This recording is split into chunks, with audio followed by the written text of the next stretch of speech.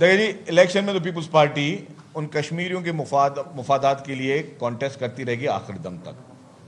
جہاں تک آپ کے سوال کا دوسرا حصہ، چیئرمین صاحب نے ایک جلسے میں کہا تھا کہ اگر مینڈیٹ پہ ڈاکہ ڈالا گیا تو وفاقی حکومت اپنی الٹی گنتی شروع ہو سکتی ہے. تو میں یہ سمجھتا ہوں کہ شاید اب وفاقی حکومت کی الٹی گنتی شروع ہونے کا وقت آ گیا ہے. میں سمجھتا ہوں، میرے الفاظ کے اوپر غور کیجیے گا، میں سمجھتا ہوں کہ وفاقی حکومت کی الٹی گنتی گننے کا وقت اب شروع ہوا جاتا ہے. غلط طریقے سے ایم ایل اے بن گیا ہے، یہی آپ کہہ رہے ہیں؟ میں سمجھ اچھا ایک منٹ بھائی، سوال میرا لے لیں. آپ نے اس حکومت کو بنا دیا، اب ان کے پاس سادہ اکثریت ہے، اب آپ کی ضرورت نہیں رہی. پہلی بات تو یہ ہے. میرا سوال آپ سے یہ ہے، کیا ابھی تک وزیر اعظم شہباز شریف کو پاکستان پیپلز پارٹی کے ارکان قومی اسمبلی کا اعتماد حاصل ہے؟ اچھا میں آپ کو جواب دے دوں.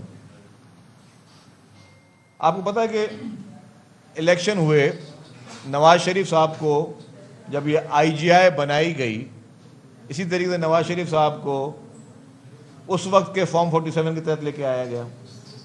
اس میں اگری کرتے ہیں، اس میں بھی نہیں کرتے آپ؟ اچھا کرتے ہیں. پیپلز پارٹی کو صرف 17 سیٹیں دی گئیں.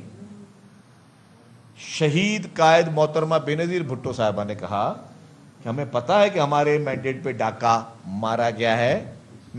اور لوگوں نے کہا کہ محترمہ آپ وہ 17 لوگوں کو بولیں کہ وہ حلف نہ اٹھائیں، اسمبلیوں میں نہ جاؤ، استعفیٰ دے دیں. محترمہ نے کہا نہیں، میں اسی اسمبلی میں بیٹھوں گی، میں ان کا مقابلہ کروں گی، اور بھلے مینڈیٹ پہ ڈاکہ ڈالا ہو، ہم اپنے اس سسٹم کو چلنے دیں گے.